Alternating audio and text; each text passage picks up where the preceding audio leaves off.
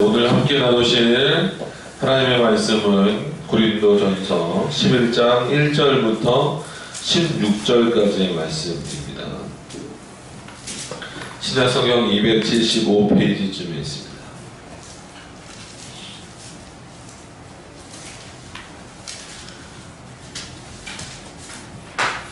제가 봉독해 드리도록 하겠습니다. 내가 그리스도를 본받는 자 된 것 같이 너희도 나를 본받는 자가 되라.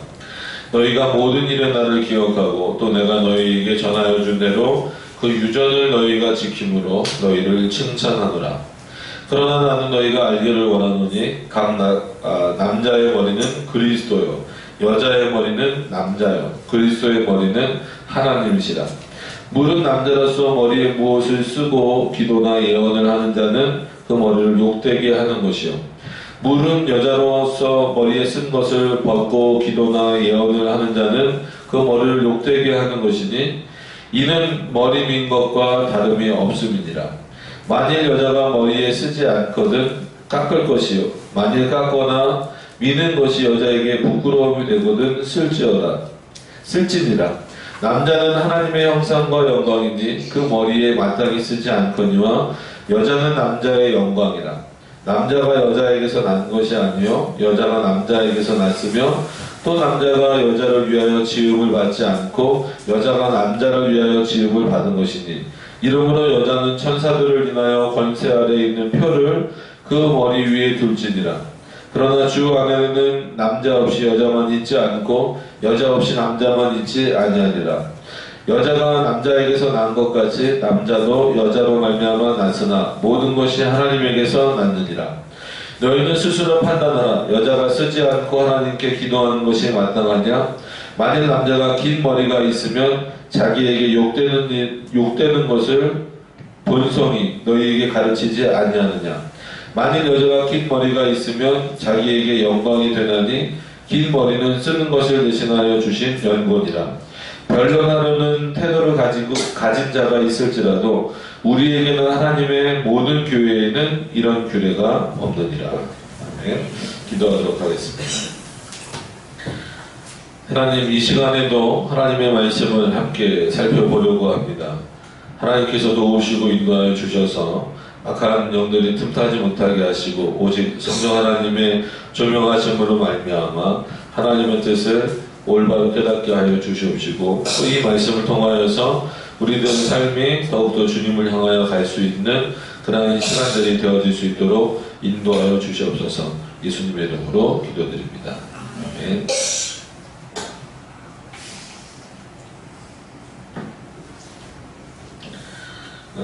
몇 번 말씀드린 것처럼 장절이 구별된 것은 성경이 쓰여진 그 이후입니다. 그래서 어떤 의미에서 보면 1절은 10장의 마지막 결론 부분과 같은 그런 내용인데 11장은 시작하는 그런 내용으로 이렇게 또 구별이 이렇게 나눠져 버렸어요. 어떻게 보든지 간에 중요한 내용이기 때문에 1절의 내용을 좀 오늘 좀 또 풀어가면서 또 내용을 함께 나누셨으면 좋겠습니다. 자, 보시면 내가 그리스도를 본받는 자 된 것 같이 너희는 나를 본받는 자가 되라. 이런 표현을 대할 때마다 과연 지금 우리가 이런 표현을 쓸 수 있는가? 다른 사람을 향하여서 나를 본받으라라는 말을 쓸 수 있는가? 이런 것들을 이제 서로 뭐 논의하기도 하고 이렇게 말하기도 하고 그래요. 그래서 때로는 그렇게 지금 말하는 사람들에 대해서 또 때로는 교만하다라고 말하기도 하고, 그러나 바울이 이렇게 말했던 그 의미를 살펴보면 어떤 의미인가? 자기 스스로를 높이려고 하는 그런 의미가 아니라 첫째로는 바울은 성경을 기록하면서 그렇게 기록을 했습니다. 본인이 하지 않은 것에 대해서는 강요하거나 이렇게 하라고 말하진 않았어요. 그러니까 충분히 자신이 다 하고 있는 것들에 대하여서 특히나 하나님 앞에서의 경건 생활에 대한 그런 부분이겠죠. 그런 부분들에 대해서 충분히 하나님 앞에 하고 있으면서 나를 본받으라는 그 표현을 하는 거죠. 그러니까는 실제 생활에서는 그런 일을 하지도 않으면서 나를 본받으라 이렇게 표현했다라고 하면은 바울은 비판의 대상이 되겠지만 그렇지 않았어요. 자신이 충분히 하나님 앞에서 그리고 그리스도의 사도로서 충실히 그 일을 감당한 이후에 그리고 나서 나를 본받으라 이렇게 표현을 한 겁니다. 그러면서 둘째로 그러면은 이렇게 본받으라라고 말씀하신 분이 누가 있느냐 라고 했을 때에는 예수 그리스도다라고 바울은 분명히 표현하고 있는 겁니다. 그래서 이 부분은 결국은 바울이 나를 본받으라 했을 때에는 바울에서만 멈춰서는 안 되고 바울의 모범이 되시는 분이 예수 그리스도시니까 예수 그리스도가 바로 우리들의 삶에 있어서 신앙생활에 있어서 모범이 되시는 분이다라고 하는 것을 분명히 기억하라는 내용입니다. 그런 내용으로서 오늘 이 본문을 이해하고 받아들이셔야지 그렇지 않고 어떤 특정 인물에 그렇기 때문에 우리는 바울을 높여야 되는구나, 바울을 아주 위대하게 여겨야 되는구나. 물론 바울이 위대하죠, 훌륭하죠. 그럼에도 불구하고 그가 아무리 위대하고 훌륭하더라도 예수 그리스도보다 높아질 수는 없다라는 얘기입니다. 그렇기 때문에 이 본문을 이런 표현들을 그렇게 이해를 하시면서 보시면 될 것 같아요. 그래서 궁극적으로는 그리스도를 본받는 것이 어떻게 보면 우리의 믿음의 선진들을 따라가고 있는 그러한 참된 모습이다라고 하는 겁니다. 예를 들면 우리에게 있어서도 뭐 칼빈을 본받아야 되고 또 어거스틴의 내용을 본받아야 되잖아요. 그러니까 그런 사람들을 본받을 수 있는 것은 무엇입니까? 그들이 책만 열심히 써놓고 그냥 끝나버린 게 아니라 그런 삶을 실제로 살아냈기 때문에 그래요. 그래서 뭐 단적인 예로 칼빈이 이제 하나님 앞에 부르심을 받은 이후에 남겨진 게 뭐 책상 하나 정도, 뭐 이 정도랑 뭐 아주 작은 금액의 돈 정도밖에 남기지 않은 어떤 그런 모습이에요. 그러니까 좀 뭐 청빈하게 살아야 된다 이런 의미가 아니라 일생 동안 하나님 앞에서 그는 살기를 애썼기 때문에 어떤 면에서는 기독교 강요나 이런 부분에 있어서 철저하게 또 로마 카톨릭과 아니면 제세례파와 이런 부분들과 싸우는 그런 모습들을 통해서 그리스도인이 어떻게 살아가야 될 것인가를 보여준 거예요. 자기 스스로가 보여주고 있는 거거든요. 그래서 어떤 저항 정신과 또 우리 그리스도인들에게 뭐가 무기가 되는지, 그럼에도 불구하고 그는 늘 어디를 향하고 있어요? 우리의 본이 되시는 분은 예수 그리스도이시다라고 하는 겁니다.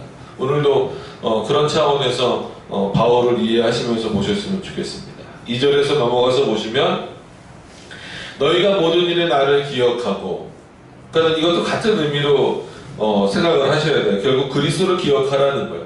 또 내가 너희에게 전하여 준 대로 그 유전을 너희가 지킴으로 너희를 칭찬하노라. 분명히 바울이 구약의 어떤 유전들을, 장로의 유전들을 지키는 것에 대해서 굉장히 비난하고 비판했지만 이 부분에 있어서는 그 유전, 어떻게 보면 전통으로 해석될 수 있는 부분이거든요.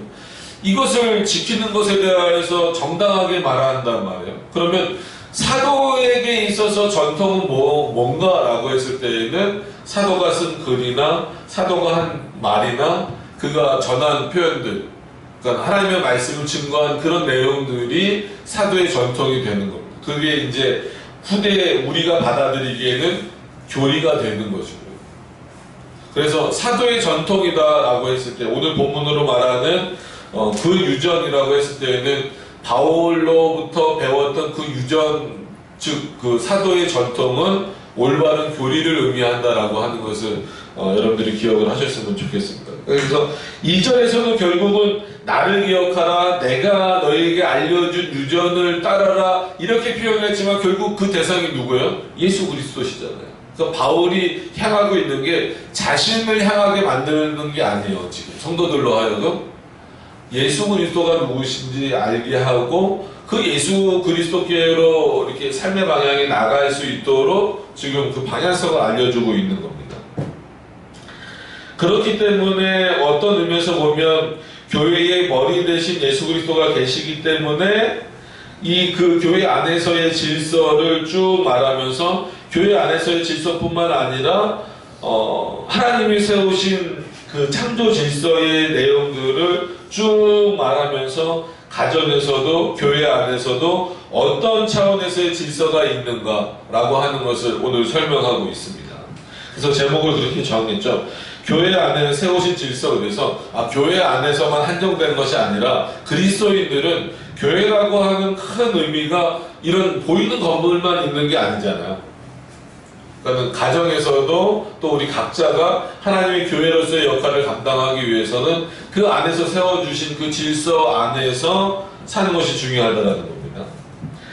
그래서 오늘은 그런 본문을, 그런 내용을 이해하시고 보시지 않으면 조금 혼란스러우실 수 있어요. 왜냐하면 3절에 이런 내용이 나옵니다. 왜냐하면 읽어보시면, 그러나 나는 너희가 알기를 원하노니 각 남자의 머리는 그리스도요, 여자의 머리는 남자요, 그리스도의 머리는 하나님이시라. 자, 이 표현을 잘못 이해하면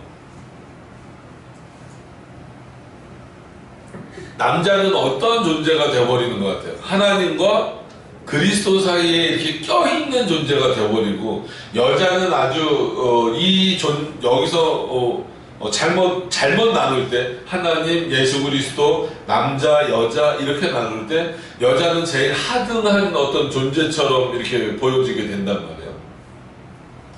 그런 존재로 만들면 안 되잖아요. 일단 그리스도의 머리는 하나님이시라라고 한 것은 어떤 면에서 우리가 그렇게 표현할 수 있어요.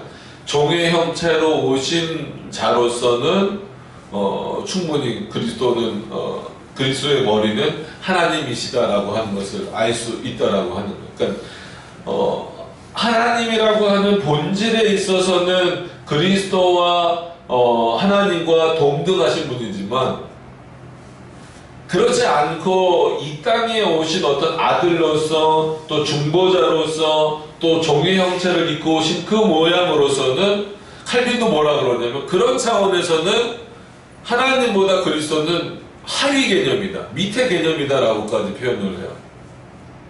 그러니까 그런 부분들은 이제 오해하시면 안 되는 겁니다.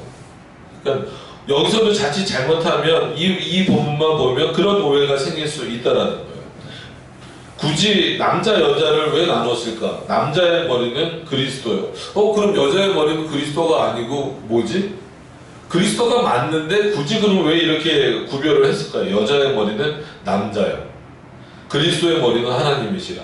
자, 이런 궁금증을 좀 안고 진행을 좀 해봐야 됩니다. 왜냐하면 이 본문을 어떻게 이해하느냐에 따라서 또 다른 해석들이 난무하기 때문에 그래요. 4절에 보면, 물은 남자로서 머리에 무엇을 쓰고 기도나 예언을 하는 자는 그 머리를 욕되게 하는 것이요. 뭘 쓰지 말라는 거예요. 그래서 대표적으로 이제 로마 카톨릭 같은 경우가 지금도 남자들은 안 쓰는데 여자들은 머리 이렇게 두건 같은 걸 쓰잖아요. 하얀 머리 그런 거를. 지금은 왜 안 쓰는지 이미 이 본문에서도 나오고 있어요. 근데 남자가 그거를 쓰는 것은 누구를 부정하는 거다라는 거예요. 자기의 머리이신 예수 그리스도를 부정하는 행위이기 때문에 남자가 그거를 쓰고 기도하거나 예언을 하는 것은 그 머리를, 즉 예수 그리스도를 욕되게 하는 것이다라는 거예요. 5절, 물은 여자로서 머리에 쓴 것은 반대로 여자는 머리에 쓴 것을 벗고 기도하거나 예언을 하는 자는 그 머리를 욕되게 하는 것이니. 그러니까 그 머리에 했으니까 앞에 이제 3절을 바로 받으면 남자가 되겠죠. 남자를 욕되게 하는 거지만 궁극적으로는 예수 그리스도를 욕되게 한다라는 거예요. 이것은 마치 뭐랑 비유할 수 있냐면 머리 민 것과 다름이 없다라는 거예요. 여자가 머리를 그 하얀 것을 썼던 그 두건을 벗고 기도하는 것은 마치 대머리가 된 것과 똑같다라는 의미가 된 거죠. 지금도 마찬가지지만 그때도 그렇고 어느 시대나 마찬가지로 여성에게 있어서 이 머리는 상당히 중요하잖아요. 아름다움을 상징하기도 하고 여성이라는 것을 좀 이렇게 좀 상징하는 그런 어떤 의미들이 이 머리에 많이 있잖아요. 머리카락이나 이런 게 그래서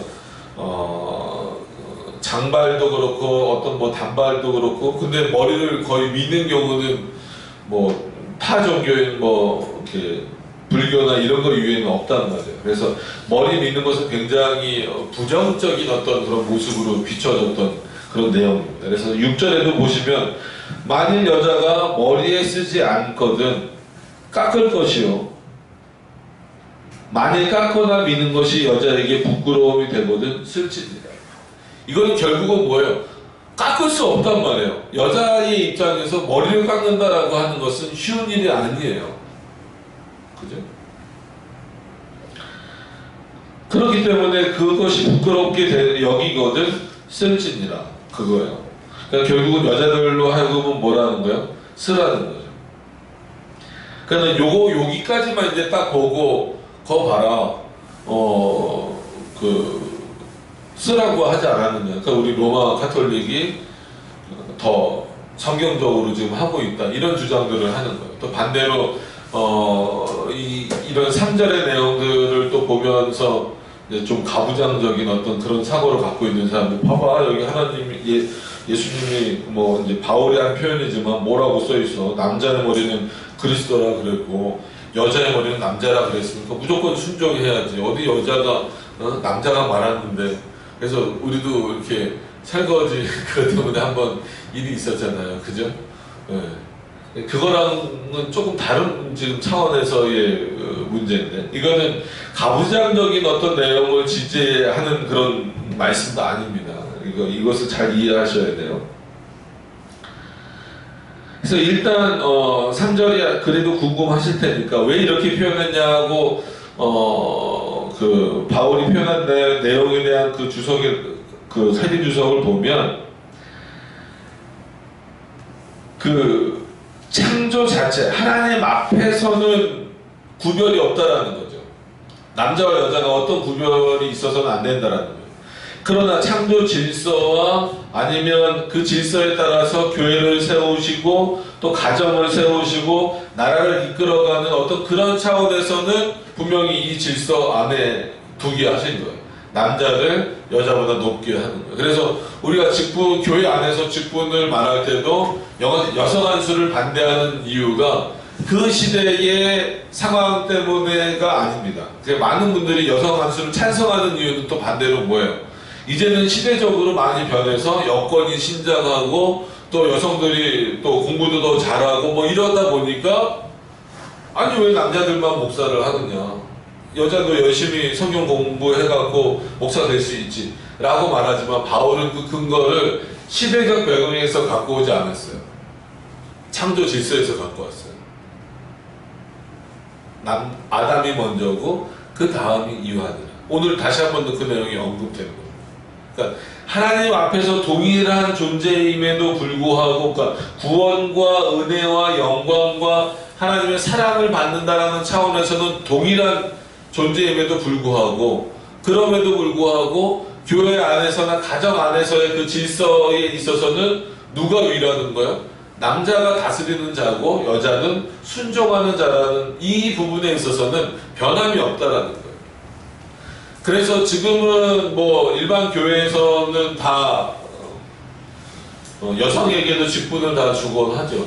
그러나 이런 어떤 그 정신들에 따라서 종교개혁 시대나 그 이후의 개혁교회들은 직분을 남성에게만 제한을 시키는 겁니다. 디모데 이제서를 기준으로 해서 또 이런 말씀들도 기준이 되는 거예요. 자, 그 내용을 좀 이해하시면서, 그래서 절대 뭐 남녀 차별을 하는 말씀이 아니다라고 하는 겁니다. 7절 말씀으로 가서 보시면 남자는 하나님의 형상과 영광이니 그 머리에 마땅히 쓰지 않거니와.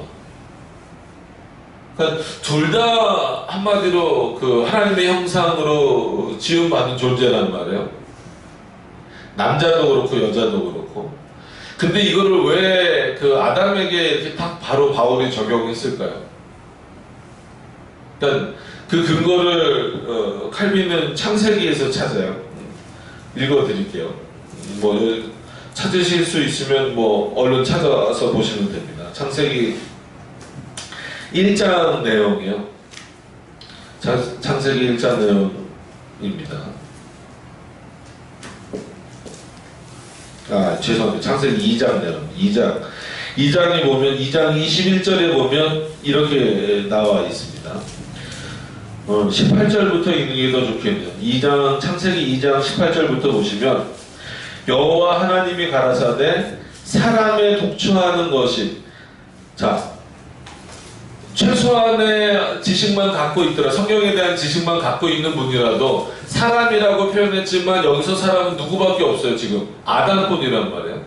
그럼 아담은 아담이라는 개인의 이름이기도 하지만 모든 인류를 대표하는 이름이기도 하단 말이에요. 어떤 의미인지 아시겠죠?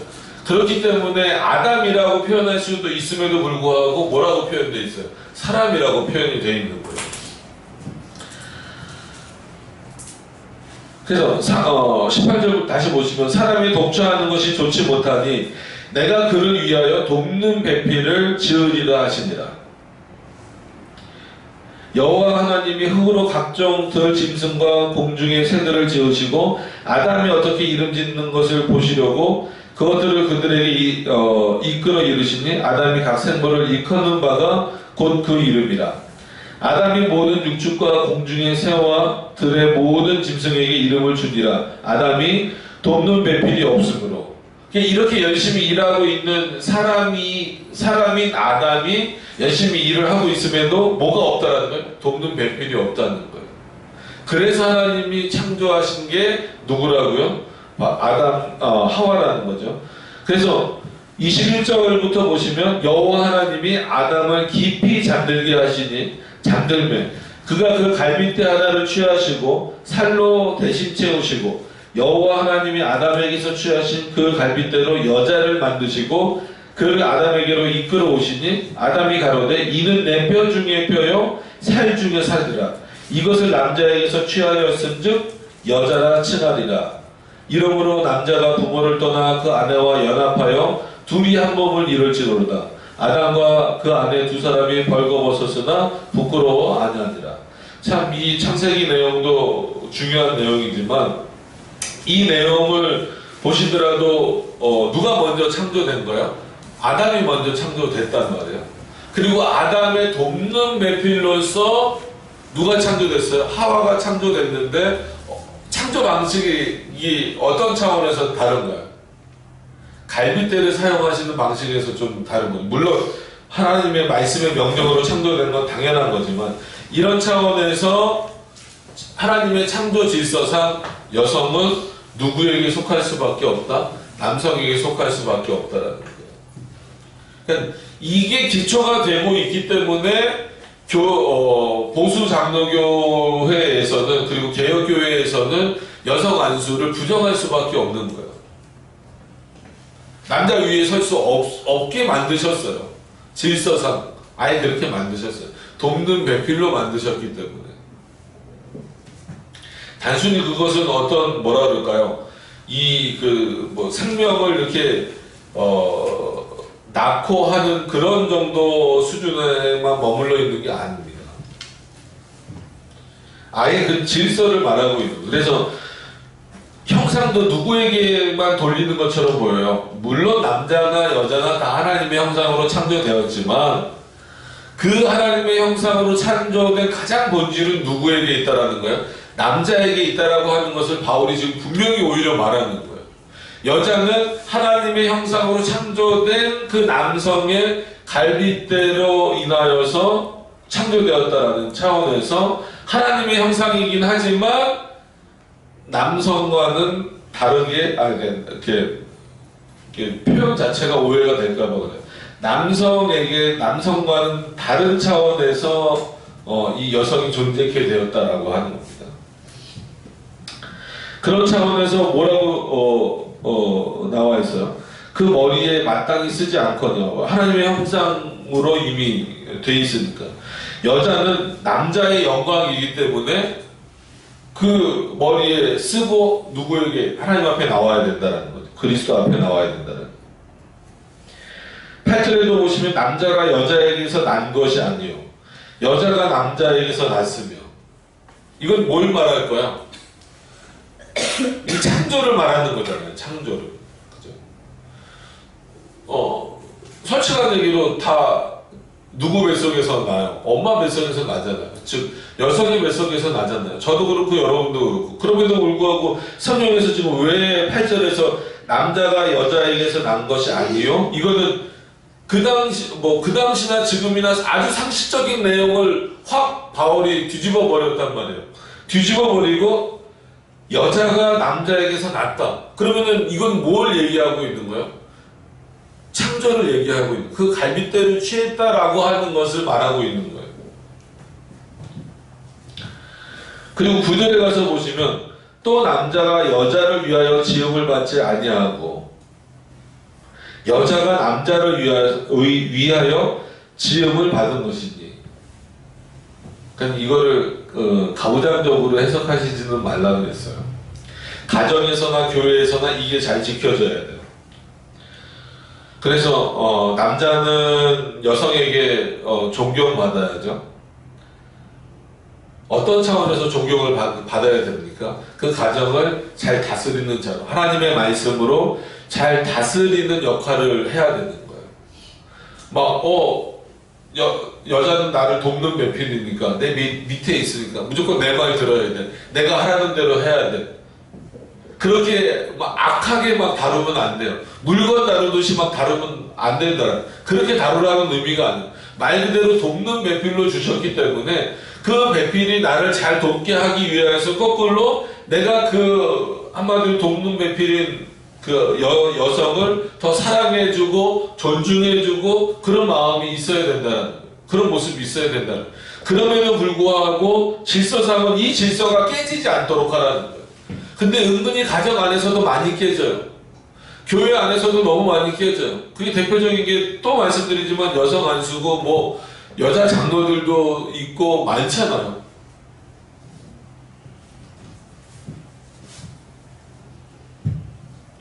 그러니까 이런 구절 말씀을 잊어버리시면 안 돼요. 그래서 10절로 넘어가서 보시면 이러므로 여자는 천사를 위하여 권세 아래에 있는 표를 그 머리 위에 둘지니라. 그러니까 이거는 어떤 표현일까요? 이러므로 여자는 천사들을 위하여. 그러니까 천사들은 어떤 존재냐면 히브리서에 근거하면 하나님의 백성을 돕는 자들이란 말이에요.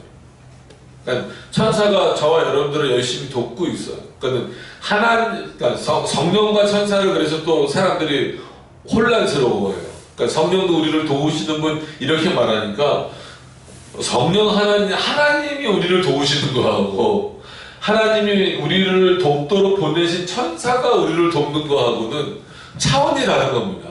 그러니까 천사가 우리를 돕도록 하셨어요. 그렇다고 성령이 우리를 돕는 것과 혼돈하시면 안 돼요. 그래서 여자는 천사를 위하여 권세 아래에 있는 표를 그 머리 위에 둘지니라. 왜냐하면 이 표현은 천사가 너를 돕는 자다라고 하는 것을 늘 인식하라는 거예요.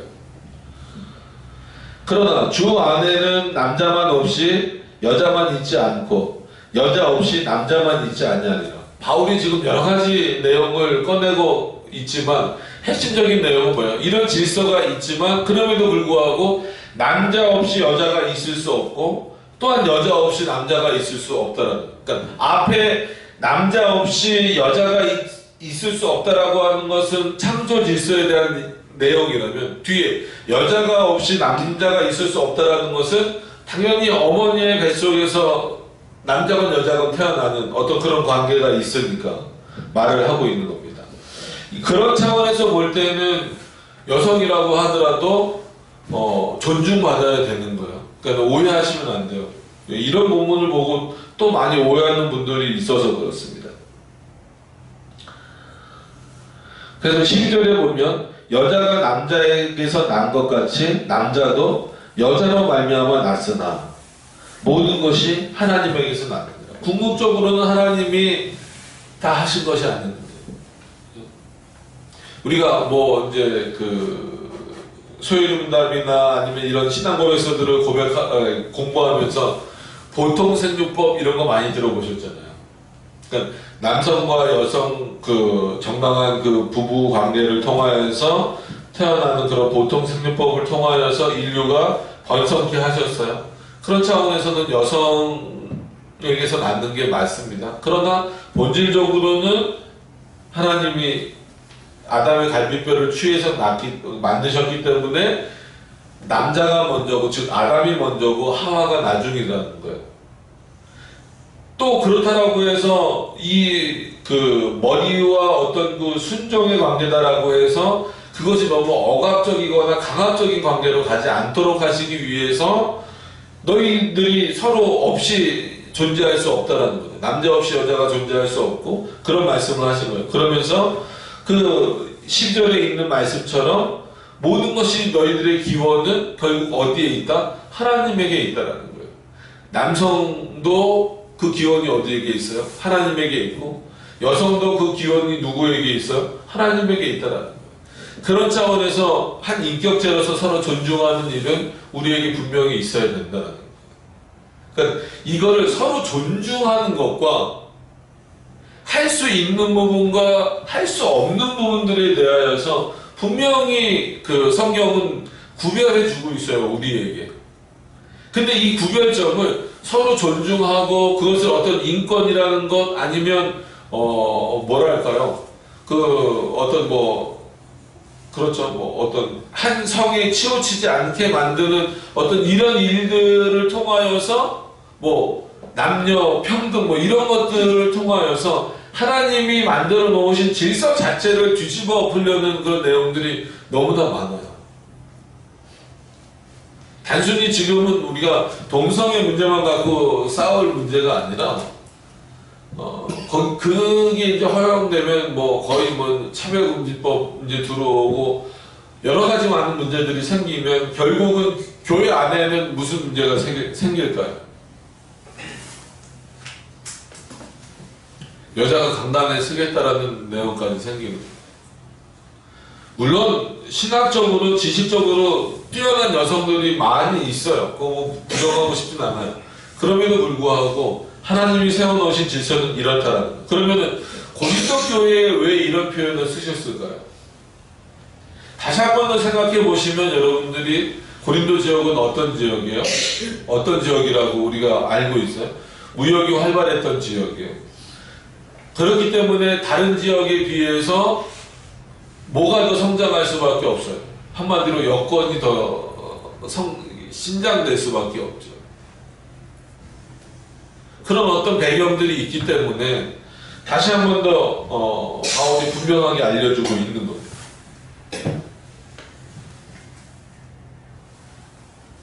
13절에 그러면서 뭐라고 말씀하시냐면 너희는 스스로 판단하라. 이걸 각자의 판단에 맡기시겠다는 얘기가 아니죠. 바울의 의미는 내가 이 정도 얘기해 줬으면 이제는 너희 스스로가 이 부분을 구별해낼 줄 알고 분별해낼 수 있어야 된다라는 거예요. 근데 아직도 분별하지 못한다라고 한다면 너희는 뭘 못 지키고 있는 거다? 오늘의 2절로 돌아가서 보시면 내가 가르쳤던 그 유전, 사도들의 전통을 모르는 거다라는 거예요. 천주교에서 말하는 사도들의 전통은 뭐예요? 교황직의 계승이잖아요. 그래서 우리가 종교개혁자들이 우리도 사도의 계승을 말하는데 그거를 교리의 계승이다라고 말한다라고 하는 이유가 거기 있는 거예요. 여기서 말하는 건 사도들이 알려주는 전통은 뭐겠어요? 그리스도의 말씀이에요. 그것이 입으로 전해져 내려오건 아니면 글로 이렇게 기록되어져서 내려오건 간에 그것이 이 당시 사람들에게 전통이 됐다라는 거예요. 너희가 그 유전을 잘 따르고 있다면 그 전통, 사도들의 전통을 따르고 있다면 예수 그리스도가 우리의 머리 되셨음을 기억할 것이다. 그리고 전체로 봤을 땐 예수 그리스도가 남자와 여자의 머리가 되셨다는 것을 알고 있을 것이고 또 이 가정과 특히나 교회에서 어떤 그 질서 차원에서의 구별에 있어서는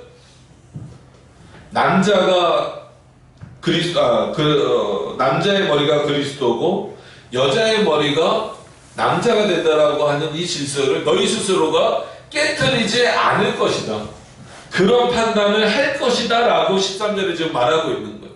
만약에 그것을 깨버린다면 너희는 하나님의 말씀을 깨버리는 거다. 너희의 가정을 깨는 게 아니고 너희가 다니는 교회를 깨는 게 아니고 그건 하나님의 말씀을 깨버리는 거고 그리스도의 명령을 깨버리는 거다라는 거예요. 근데 지금 얼마나 많아요.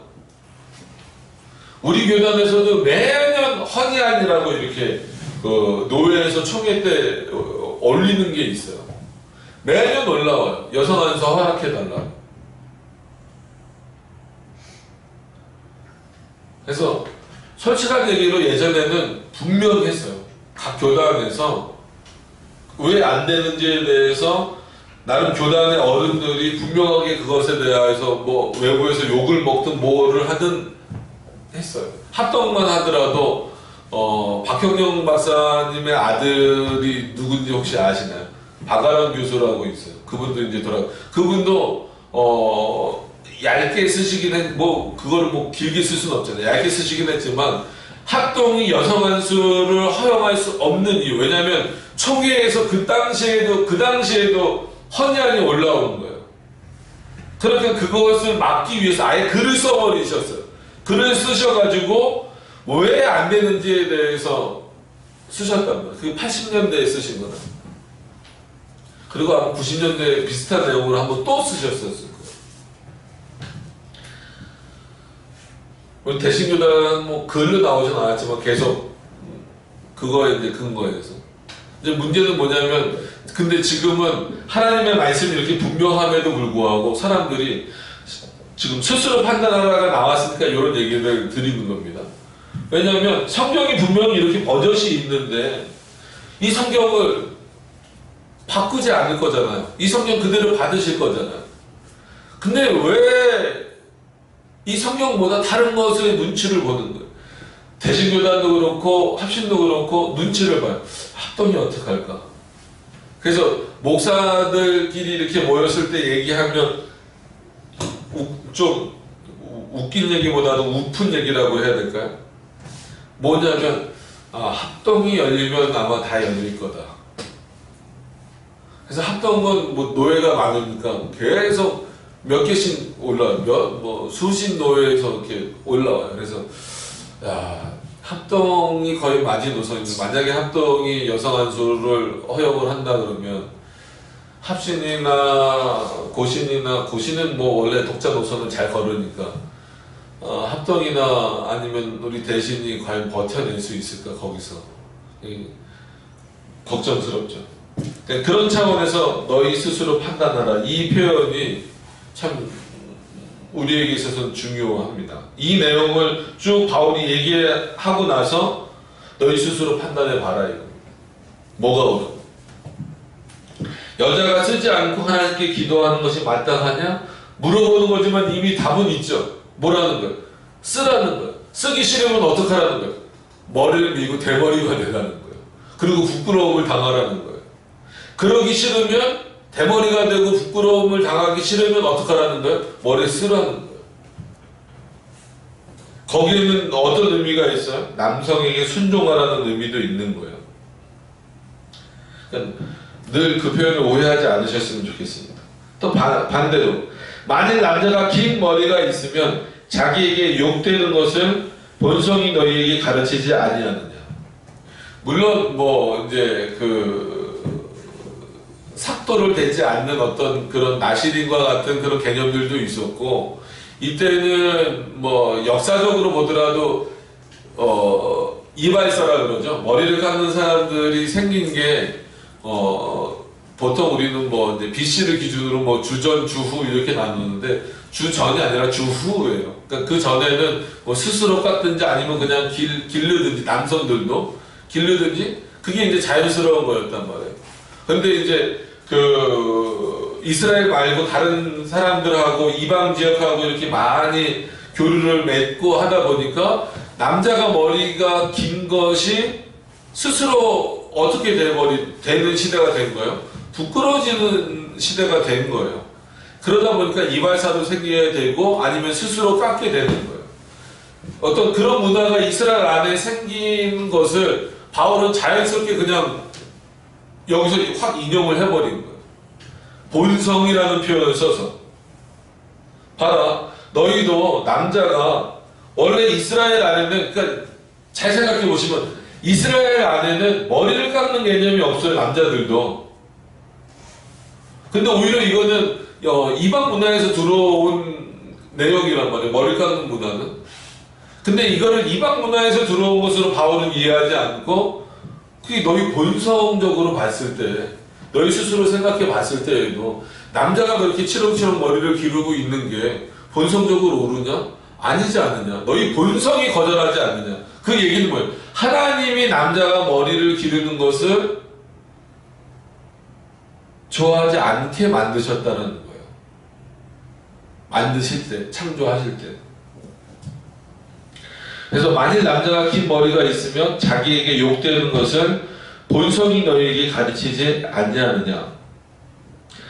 만일 여자가 긴 머리가 있으면 자기에게 영광이 되나니. 그러니까 여성에게 있어서는 머리가 긴 것은 당연히 당연한 거다라는 거예요. 그거는 여성의 본성에 거치는 것이 아니라는 거예요.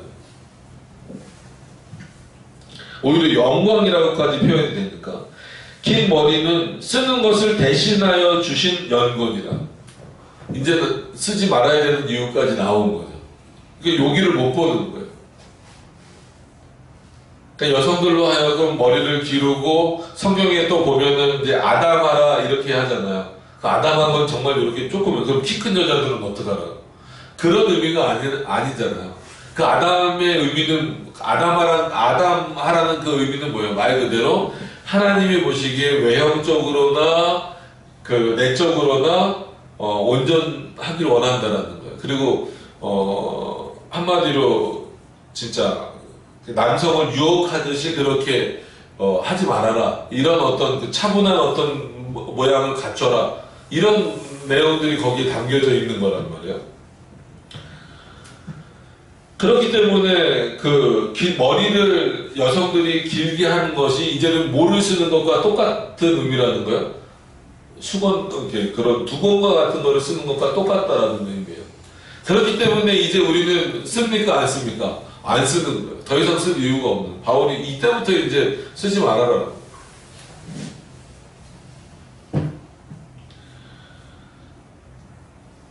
16절에 보면 변론하려는 태도를 가진 자가 있을지라도 분명히 내가 이렇게 말한 것에 대하여서 100% 받아들일 거라고 생각하지 않는다는 거예요. 바울 스스로도.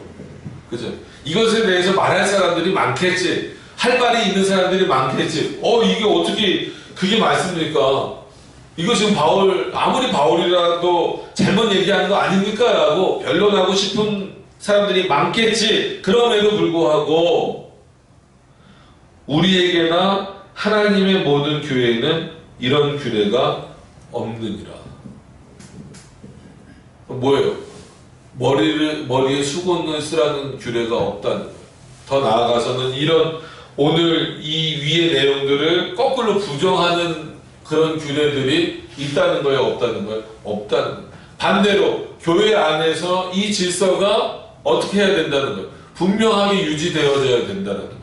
그게 오히려 하나님이 세워놓으신 질서와 규례를 지키는 것이지, 이거를 어겨서 여성이 남성보다 위에 올라가려고 하고 앞장서려고 하고 또 앞에 나서고 또 심지어 이 강단까지 차지하게 돼버린다면 그거는 하나님이 허락하신 것이 아니다라는 거예요. 사도들은 절대 너희들에게 그것을 말하지 않았다라는 거예요. 바울을 포함해서 모든 사도들. 누구의 사도입니까? 그리스도의 사도잖아요. 그리스도가 머리 되심은 알고 있는 거잖아요. 그래서 이런 본문을 볼 때 실제로 싫어하는 여성분들이 있어요. 어떤 분은 바울까지 싫어진다 그렇게 표현하는 분들도 있어요. 그러니까 이거를 이 본질적인 내용을 이해를 잘못해서 그런 거예요. 그러니까 문자적으로 볼 때 오늘 그냥 보면 마치 남성 우월주의처럼 보이잖아요. 어떤 의미에서, 그죠? 근데 그런 의미가 아니라는 거예요. 하나님 앞에서 동일한 하나님의 형상으로 지음 받았지만 교회의 질서상 그리고 가정의 질서에 있어서는 남성이 먼저 되는 거예요. 그러니까 남성은 내가 1인자야 이게 아니라, 칼빈도 그래요. 주석에서 1인자가 가정에서도 1인자가 됐으면 1인자답게 하라는 거예요. 그러면 남성이 가정에서 1인자답게 할 수 있는 거는 뭐예요? 밥 가져와, 밥 차려, 뭐 이거 갖고 와, 뭐 갖고 와 시키기만 하는 게 아니라 삶으로서 뭘 보여주는 거예요? 하나님의 백성으로서의 삶을 보여주는 거예요. 그 모습을 보고 아내도 자녀도 그 한마디로 가장으로서의 역할을 하는 그 남편에게 순종하도록 만드는 거죠. 그럼 결혼을 안 한 처녀들은 어떻게 할 것이냐에 대한 문제가 나왔을 때도 당연히 교회의 질서에 따라서 그렇게 해야, 교회 질서에 따라서 거기에 순종할 수 있는 그런 모습들이 있어야 돼요. 그래서 몇 번 말씀을 드렸지만 우리 교회는 그런 차원에서 여성분들에게는 직분을 드리지 않습니다. 그러니까 그것을 좀 기억을 하시고 남성분 그렇다고 남자는 그냥 뭐 오래 다니면 직분이 주어지는 거 그렇게 생각하시면 안 돼요. 오늘 이 1절의 내용을 기억하신다면 내가 그리스도를 본받는 자 된 것 같이 너희는 나를 본받는 자가 되라. 이런 의미가 뭔가 이게 실천적으로 실천되는 자들에게 그 직분이 주어지고 그 역할이 주어졌을 때 그 가정이 올바로 세워지고 그 교회가 올바로 세워져 나갈 수 있다라고 하는 차원입니다. 이것을 여러분들이 분명히 기억하셔야 돼요. 이거는 어떤 한 사람을 본받으라는 얘기가 아니라 그리스도의 말씀을 본받으라는 내용으로서 지금 이 표현을 하고 있는 겁니다. 그러니까 그것을 기억하여 하셔서 교회 안에서 세워진 질서가 무엇인가? 그러니까 남성과 여성이 해야 될 일이 그런 차원에서 교회에서는 나눠져 있어요. 가정에서도 어느 정도 나눠져 있지만 그걸 뭐 이렇게 뭐 무자르듯이 나눌 수는 없죠. 왜냐하면 하나님이 또 그러니까 이 바울의 표현도 그렇지만 어떤 부분에 있어서 어떤 절에 있어서는 분명히 남성과 여성의 차이를 얘기하면서 어떤 부분에 있어서는 또 남성과 여성이 그럼에도 불구하고 동등하다라고 하는 것을 표현하고 있기 때문에 그럼 어떤 부분에서 동등한가? 하나님 앞에서 피조물이라는 부분에서 동등하고 그러나 질서 면에서는 구별이 있다라고 하는 것 이것을 여러분들이 분명히 인식하실 수 있기를 바랍니다. 이 내용을 모르면 요즘 물밀듯 들어오는 이런 어떤 사고와 사상들을 막아낼 재간이 없어요. 어떤 것으로 막으시겠습니까? 어떤 것으로 막으시겠어요? 안 돼요. 막을 수가 없어요. 그러니까 여성 안수 주자. 교회에서 가장 큰 그게 문제가 되는 거잖아요. 세상에서도 뭐 여러 예들이 있지만 그런 예들을 다 들면 시간이 너무 많이 가니까 아시는 것처럼 그런 많은 예들도 있고 그렇습니다. 그런 부분에 있어서 이런 말씀을 우리가 대사회적으로도 잘 지켜나갈 수 있는 그런 모습들이 우리 안에 있어야 된다라고 하는 것을 기억하셨으면 좋겠습니다. 우리 기도하도록 하겠습니다.